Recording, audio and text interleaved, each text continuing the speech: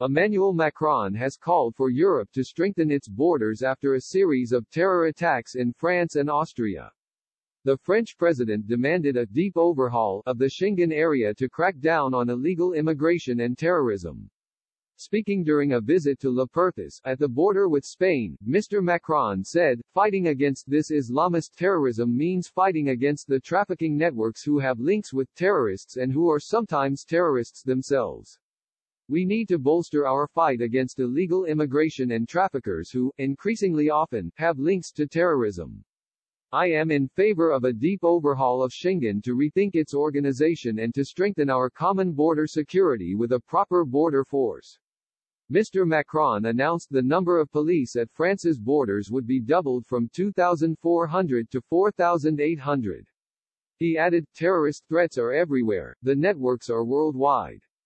This means that Europe must intensify its response." The French leader is set to present his proposals to the European Union summit in December.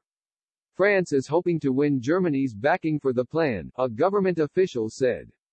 The official also cited the Netherlands and Austria as possible allies. The Schengen area is made up of 26 European countries which have abolished internal borders. Mr. Macron's comments come after France has faced a spate of Islamist attacks. Last month, 3 people were killed in a knife attack at a church in Nice.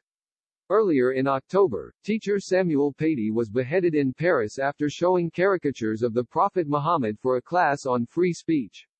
And 3 people were killed and several others left injured in Austria on Monday night after a gunman, believed to have an Islamist motive, went on a shooting spree through Vienna armed with an assault rifle, carrying other handguns, and wearing a fake explosive belt.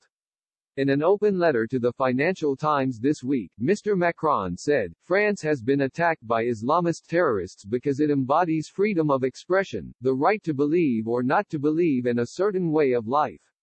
The French people have risen up to say that they will not surrender any of France's values, its identity, or its imagination. But since 2015 it has become clear, and I said this even before I became president, that there are breeding grounds for terrorists in France. In certain districts and on the internet, groups linked to radical Islam are teaching hatred of the Republic to our children, calling on them to disregard its laws.